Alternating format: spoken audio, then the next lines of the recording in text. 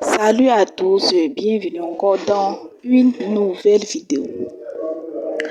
Vraiment, ça va être tristesse, hein. Comme vous le voyez, il s'agit de l'affaire Merveille.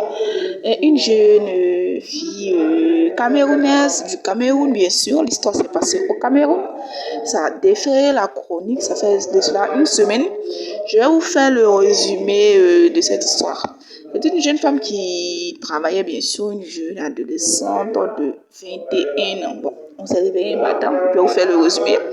On se réveille un matin, l'après-midi, on apprend qu'une jeune fille a été déclarée agressée sexuellement, droguée, qu'elle allait à la fête avec ses amis, qu'elle est mariée, elle est comme si les gens... Il y a eu plus de 3 à 4 versions sur cette affaire. Et ça circulait sur les réseaux sociaux. Donc, voilà un peu. Elle s'appelle Biaga Sarah Maltite, dit Merveille Bella. Voilà. Donc, sur TikTok, sur les réseaux sociaux, ça s'appelait Merveille Bella. Elle n'a pas 23 ans. Son père est sorti et a clarifié tout. Elle a 21 ans. Ils ont attrapé le présumé suspect. Voilà.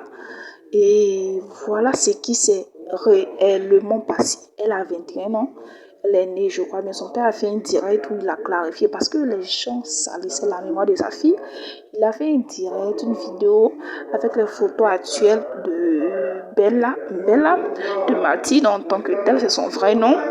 Et les photos quand elle est née.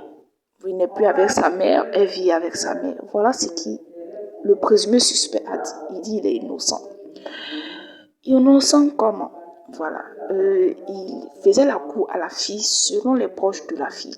Maintenant, lui, qu'est-ce qu'il a dit? Il dit il est parti saluer la fille qui était dans le magasin cosmétique de sa maman. Le voici le suspect à côté où ils ont mis le signe vert.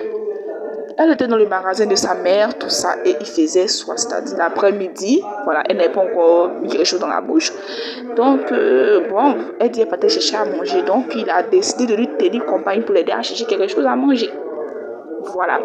Donc, il l'a accompagné. Ils sont allés, lui, il a un restaurant, un lounge, un coin de restaurant, dans loisir, où les gens se détendent et mangent. Donc, il est allé avec elle. En allant, bien sûr, avec elle, c'était dans l'intention de l'aider à trouver la nourriture. Et il dit finalement où ils étaient. Je ne sais pas si c'est à la maison ou bien au restaurant. Je vois que ça doit être au restaurant. Et pardon, je suis à la maison.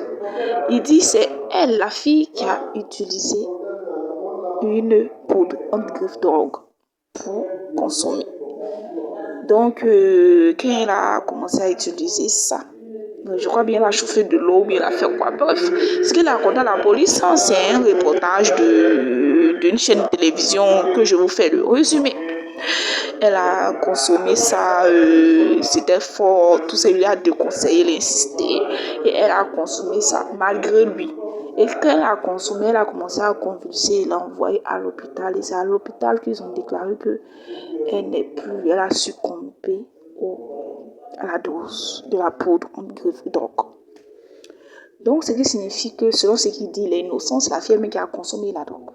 Beaucoup de personnes disaient qu'elle était allée avec ses amis. C'était faux. Elle partait chercher à manger.